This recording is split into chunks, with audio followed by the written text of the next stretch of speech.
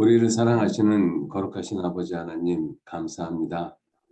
하나님의 귀하신 사랑으로 저희들을 구원해 주시고 지금 이 시간까지 주님의 거룩하신 몸된 교회 안에서 우리의 남은 생에 살아가도록 인도해 주시고 가르쳐 주시는 모든 은혜를 진심으로 감사를 드립니다. 세상은 여러 가지 모습으로 혼란스러워져 가고 있습니다. 이러한 세상에서 구원함을 받은 우리 그리스도인들이 더 온전한 모습으로 주님을 섬기고 복음을 전할 수 있도록 도와주시고 인도해 주옵소서. 이번 학예 수양회를 통해서 구원함을 받은 모든 분들 주님의 몸된 교회와 또 진리의 말씀 가운데서 더욱 온전한 모습으로 자라갈 수 있도록 도와주시고 인도해 주옵소서. 또 학예 수양회를 무사히 마치도록 도와주신 주님의 은혜에 진심으로 감사를 드리고 또 그 일을 위해서 함께 수고하신 우리 미디어 선교부 모든 형제 자매님들 더욱 귀한 은혜와 사랑으로 덧입혀 주시고 더욱 귀한 주님의 능력으로 인도해 주셔서 더 힘있게 주님의 복음을 위해서 남은 생에 살아가시도록 주님께서 이끌어 주시고 인도해 주옵소서. 오늘도 귀한 교제의 시간 허락해 주심에 감사드립니다. 우리들 더 온전한 모습으로 주님의 영광을 나타내는 그러한 귀한 삶을 살아갈 수 있도록 늘 일깨워 주시고 인도해 주옵소서. 또 우리 위성부를 이끌어 가시는 임원들 한 사람 한 사람 기억하시고 주님의 귀하신 능력과 은혜와 사랑으로 인도해 주셔서 주님의 복음을 증거하고 또 교회를 섬기고 형제자매들을 섬기는 그 모든 일에 부족하지 않도록 주님께서 또한 도와주시고 인도해 주옵소서. 이 시간도 온전히 주 성령님께만 의지하고 부탁합니다.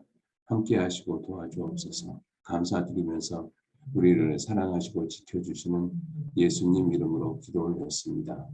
아멘. 예, 우리 마가복음 14장 찾겠습니다. 마가복음 14장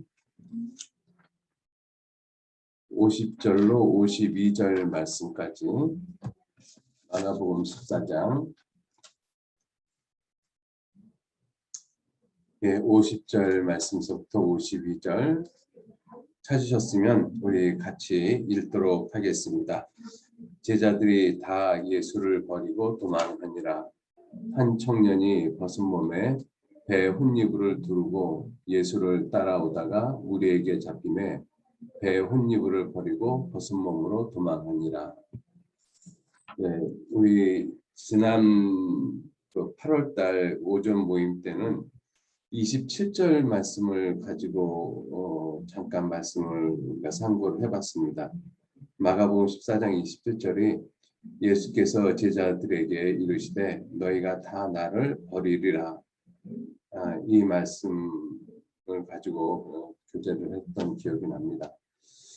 27절에서는 예수님께서 너희가 다 나를 버릴 것이다 이렇게 말씀을 하셨는데 실제로 이 말씀을 하시고 예수님께서 겟세마네 동산에서 기도하시고 이마에 흐르는 땀방울이 핏방울이 되도록 기도하셨지 않습니까?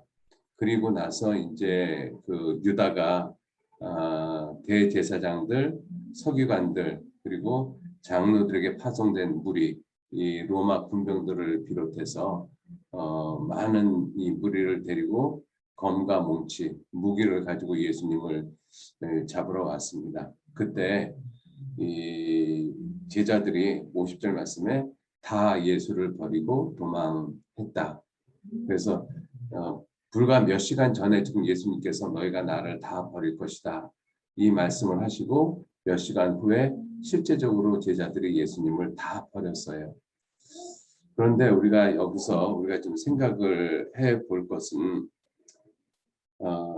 우리는 이 지금 50절 말씀만 보면서 무리들이 예수님을 잡으러 오니까 제자들이 겁이 나가지고 그냥 순식간에 다 마치 바퀴벌레가 갑자기 도망가듯이 그런 식으로 도망갔을 것이라고 혹시 생각하시나요? 그렇게 생각하시는 분들도 있고 그렇지 않으신 분들도 있을 텐데 성경을 살펴보면 실제로 그러한 모습으로 도망가지는 않았다라는 것을 우리가 알 수가 있어요. 누가복음 22장을 한번 보시겠습니다. 누가복음 22장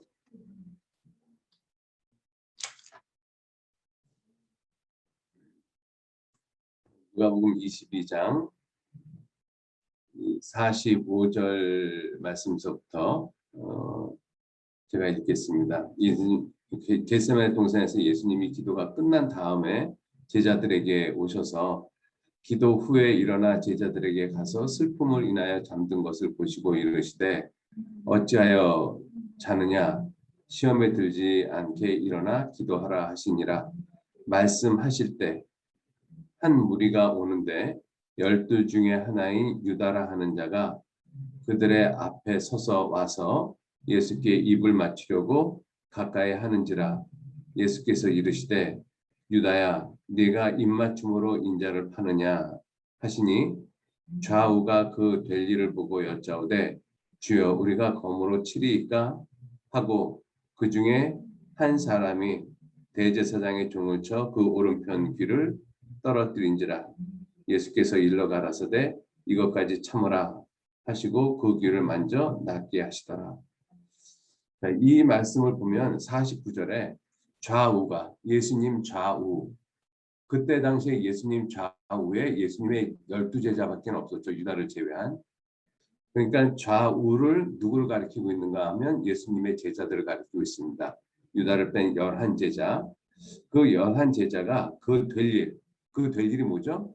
예수님을 잡아가려고 무리들이 왔으니까 예수님이 잡혀가시는 그 일을 갖다가 보고 예수님에게 물었어요. 주여 우리가 검으로 치리이까? 그러니까 이 모습을 보면 제자들이 무조건 비겁쟁이가 아니죠. 그죠? 만약에 이 상태에서 예수님이 야 그래 우리 한번 죽기까지 하고 한번 싸워보자 라고 예수님이 말씀을 했으면 제자들이 어떻게 했을 것 같아요? 저는 제자들이 죽기까지 싸웠을 것 같다는 생각이 듭니다. 왜냐하면 베드로가 검을 가지고 대제사장의 귀를 갖다가 쳐버렸잖아요. 그죠? 그 상태에서 예수님이 싸우자 그랬으면 안 싸웠겠느냐고요. 싸우죠. 그죠? 자, 그런데 그렇게 이 제자들이 우리가 검으로 치리까? 우리가 나가서 싸울까요? 이렇게 주님한테 물었을 때 주님이 싸우라고 말씀하신 것이 아니라 오히려 대제사장의 종 말고의 귀를 고쳐주면서 이것까지 참으라. 그러니까 원문에 보면 그만해라. 더 이상 하지 마라. 이렇게 표현하신 거거든요. 그만해라. 더 이상 하지 마라. 그냥 그러한 이야기를 제자들이 들었을 때 제자들의 마음에는 굉장히 많은 의구심이 들었을 거예요. 왜 예수님이 저러시지? 왜 우리가 죽기까지 싸우려고 각오를 했는데 왜 우리의 마음을 몰라주시고 왜 저렇게 막으시지? 자, 그런데 그러한 생각이 들고 있었을 때 어떤 일이 또 벌어졌는가 하면 요한복음 18장을 한번 보셔요. 요한복음 18장에 보시면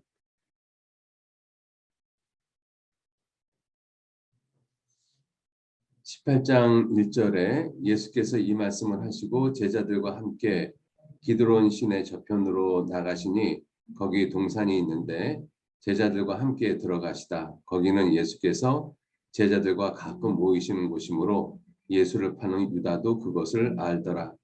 유다가 군대와 이 로마 군대입니다. 및 대제사장들과 바리새인들에게서 얻은 하속들을 데리고 그러니까 군인들을 데리고 온 거죠. 등과 회와 병기. 그러니까 등과 회를 가졌다라는 것은 한밤중이라는 것을 알 수가 있죠. 그리고 병기, 무기를 가지고 그리로 오는지라. 그러니까 여기서 보면 예수님을 잡으러 온 이 병력이 뭐 한 10명 온 것이 아니죠. 우리가 지금 시대에서도 어떤 탈주범이 도망을 갔다. 그 한 사람을 갖다가 수색하고 잡는데 보통 중대 병력 이상 대대 병력을 보냅니다. 대대도 보통 2개 대대 정도 보내잖아요. 1개 대대 병력이 약 400명에서 500명이거든요. 그래서 탈주범 하나 보통 잡는데 경찰 2개 대대 병력 정도 보내잖아요. 1,000명 정도를. 그러니까 그러한 모습을 생각을 해보면 꽤 많은 병력들이 동원됐다는 것을 알 수가 있어요. 여러분들 한밤중에 그 많은 병력들이 등불을 들고 무기를 가지고 왔어요. 두려움이 있겠어요? 없겠어요? 있죠. 그런데 그러한 모습을 보고 제자들이 제일 먼저 도망간 것이 아니라 뭐라고 이야기를 했어요? 우리가 치리일까? 자기네들은 기껏해야 예수님하고 12명밖에 안 되는데 우리가 치리일까? 이렇게 이야기를 하잖아요. 제자들이 이게 보통 마음 상태가 아니라는 것을 우리가 알 수가 있잖아요. 그런데 왜 제자들이 예수님을 도망했을까? 그거를 우리가 생각했자는 거거든요. 4절 예수께서 그 당할 일을 아시고 예수님이 잡혀가실 일을 다 아시고 나아가 가라사대 너희가 누구를 찾느냐? 대답하되 나사렛 예수라 하거늘 가라사대 네로라 나다 이렇게 말씀하신 거죠. 네로라 하시니라. 그를 파는 유다도 저희와 함께 섰더라. 6절 예수께서 저희에게 네로라 나라고 하실 때 저희가 물러가서 예수님과 11 제자를 제외한 나머지 유다와 그 모든 병력이 물러가서 뒤로 갑자기 물러가 버린 거예요.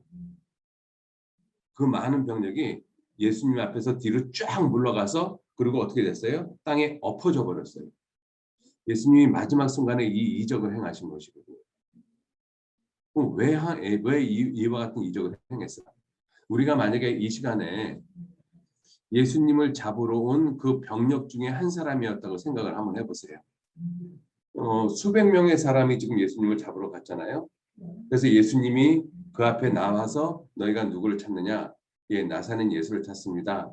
그때 예수님이 나다 한마디를 했는데 그 수백 명의 사람이 뒤로 싹 물러가서 그대로 엎어져 버렸어요. 땅에 엎어진 그 사람들이 두려웠을까요? 안 두려웠을까요? 굉장히 두려웠을 거예요. 그죠? 그것도 한밤중이잖아요. 왜 예수님이 이때 마지막 때에 이와 같은 이적을 행했을까? 이와 같은 이적은 이유가 있죠. 7절 이에 다시 누구를 찾느냐고 물으신데 저희가 말하되 예 나사렛 예수를 찾습니다. 이렇게 이야기를 두 번째 했죠.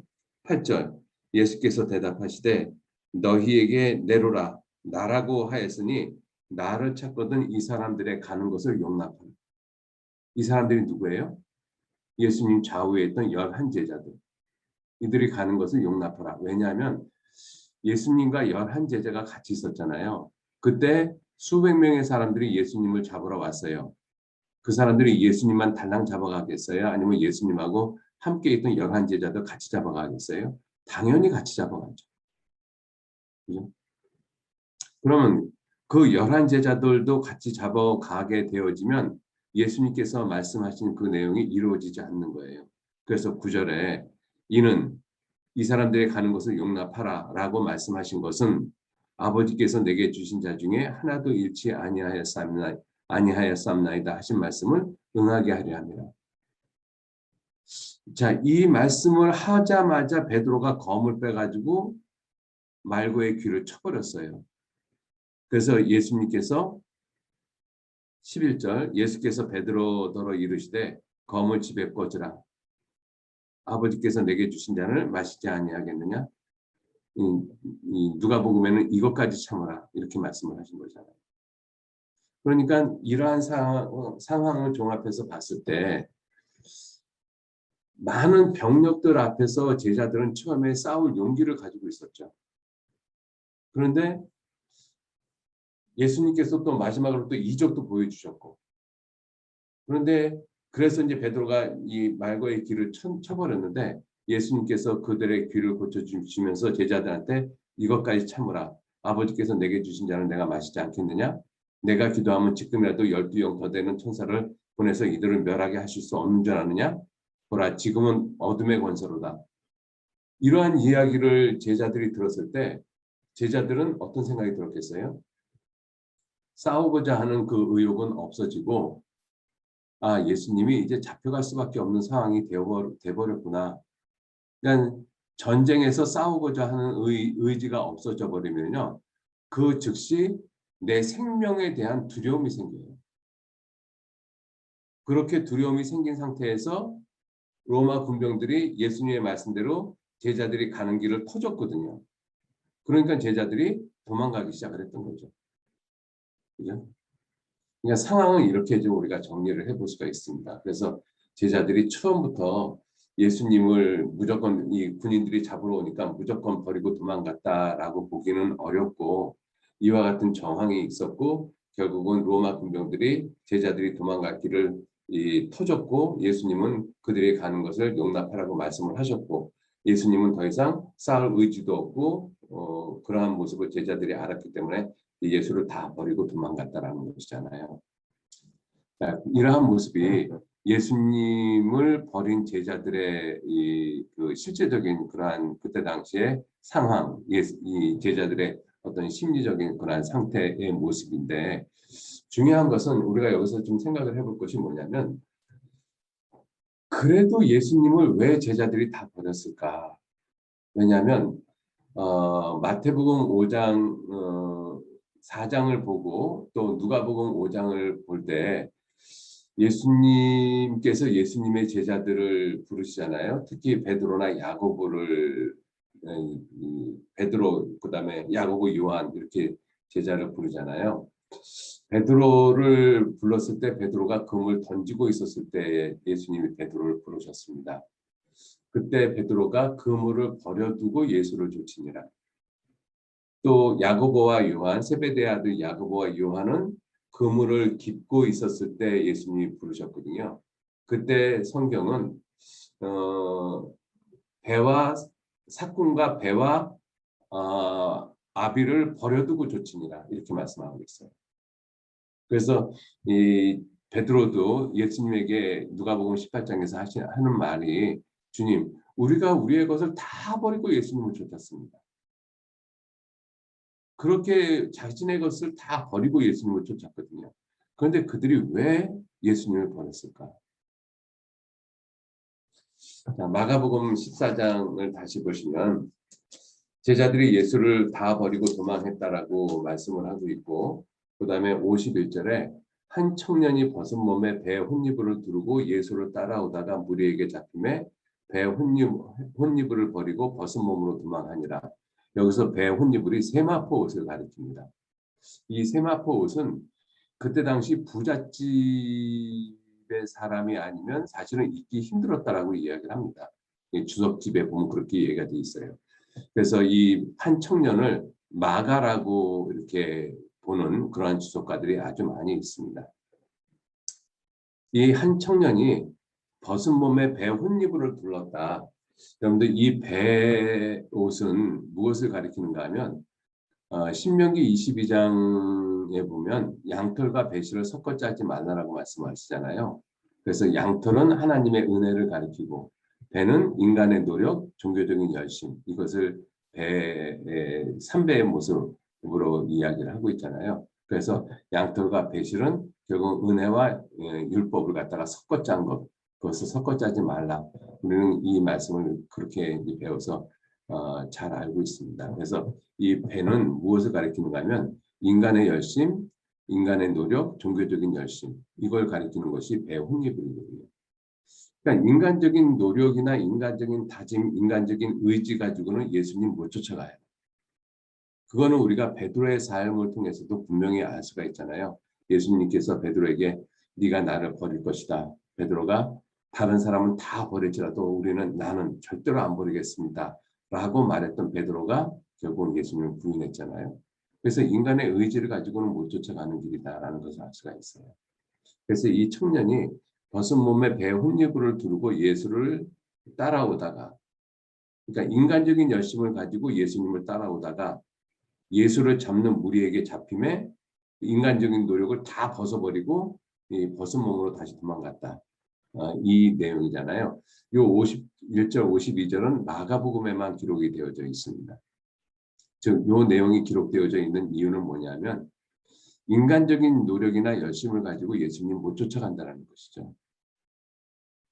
그런데 우리가 성경을 읽어보면 제자들은 단지 종교적인 열심, 인간적인 노력만 가지고 예수님 쫓아간 것은 아니었다라는 것을 알 수가 있어요. 정말 그들은 그들이 말하는 것처럼 내가 그물을 버리고 사건과 아버지와 배를 버리고 우리가 주님을 쫓았습니다. 그들의 말이 맞잖아요. 그죠? 그런데 그렇게 예수님을 쫓아간 그들이 왜 마지막 순간에 예수님을 버렸을까? 이유가 무엇이냐? 그 단적으로 말씀을 드리면 예수님을 쫓아가는 길은 배혼입을 인간적인 열심, 종교적인 노력을 가지고 쫓아가는 길이 될 수 없지만 그것으로는 쫓아가지 못하지만 또 제자들처럼 모든 것을 다 버려도 쫓아가지 못하는 길이라는 것입니다. 그럼 도대체 어떻게 해야지만 예수님을 쫓아갈 수 있느냐? 어떻게 해야지만 그거를 우리가 좀 생각을 해보자는 겁니다. 인간적인 노력, 종교적인 열심, 또 제자들의 모습처럼 정말 이 생계, 그물, 아비, 뭐 이 모든 것들 다 버리고도 쫓아갔는데 결국 마지막 순간에 예수님을 버렸다. 그럼 도대체 예수님을 쫓아가는 그 길은 어떻게 해야지 예수님을 쫓아갈 수 있겠느냐 하는 것이죠. 그 길이 무엇이냐면 인간적인 모든 것들을 다 버리고 예수님을 쫓아가야 되지만 그 모든 것을 버릴 뿐만 아니라 하나님께로부터 얻어야지만 쫓아갈 수 있는 길이에요. 그 하나님께로부터 얻는 것이 뭐예요? 구원입니다. 무화과 나무 잎으로 치마를 해서 입은 상태로서는 하나님 못 쫓아가잖아요. 그래서 하나님이 무화과 나무 잎으로 해서 입은 치마를 벗겨버리고 하나님께서 손수 만들어 주신 가죽옷을 입히셨어요. 그 가죽옷을 입지 않고는 못 쫓아가는 길입니다. 그 가죽옷이 뭐예요? 예수 그리스도이잖아요. 구원의 옷, 의의 겉옷, 예수 그리스도로 옷 입자 이렇게 말씀하잖아요. 그래서 예수 그리스도를 끝까지 쫓아갈 수 있는 길은 첫 번째, 내 인간적인 열심이나 노력, 종교적인 열심, 이 모든 걸 다 버려야지 쫓아갈 수 있습니다. 내 부모, 내 생명까지 버려야지만 쫓아갈 수 있는 길이에요. 그리고 마지막으로 하나님께로부터 받아야지만 쫓아갈 수 있는 길입니다. 그죠? 그래야지만 쫓아갈 수 있는 길이에요. 그러니까 구원받지 않은 사람이 종교적인 모습으로는 예수님 절대 못 쫓아갑니다. 자, 구원받은 이후에도 우리는 정말 어떤 의미에서는 세상 것 다 버리고 하나님으로부터 가죽옷을 입은 상태로 지금 예수님을 쫓아가고 있는 모습이잖아요. 이 모습이 계속되어져야 되거든요. 이것이 왜 우리 구원받은 그리스도인들에게 중요하냐면 대만은 그렇게 쫓아가다가 결국은 마지막 순간에 예수님을 또 떠났어요. 그죠? 이 대만은 구원받은 그리스도인의 모습입니다. 그래서 바울 사도와 함께 이 바울 사도가 로마 감옥에 갇혔을 때 함께 로마 감옥에서 찾아보고 바울을 위로해주고 함께 바울과 복음을 전했던 바울이 동역자라고 표현했던 사람이잖아요. 그런데 그 사람이 마지막 순간에 바울을 버렸어요. 그 바울을 버린 모습이 뭐예요? 복음을 버린 거잖아요. 예수 그리스도를 버린 모습이잖아요. 누가? 구원받은 그리스도인인 데마가. 내가 데마가 안 되라는 보장은 없잖아요. 그죠? 우리는 종교적인 모습, 이러한 자기 열심, 이 모든 것을 다 버리고 하나님께로부터 오는 그 가죽옷을 입고 지금 주님을 쫓아가는 길인데 그것이 끝까지 그 길을 완주해야 되잖아요. 그죠? 내가 선한 싸움을 싸우고 나의 달려갈 길을 마치고 믿음을 지켰다. 바울 사도처럼. 대만처럼 안타깝게 대만은 나를 버리고 이 세상을 사랑하여 데살로니가로 갔고 이러한 대마의 모습이 내 삶 가운데 있어서는 안 되잖아요. 그럼 끝까지 예수님을 쫓아가야 되잖아요. 그죠? 끝까지 예수님을 쫓아가는 그 삶이 어떠한 것이냐? 결국 예수님께서 그 말씀하셨잖아요. 누가복음 10장 한번 보실까요? 누가복음 10장.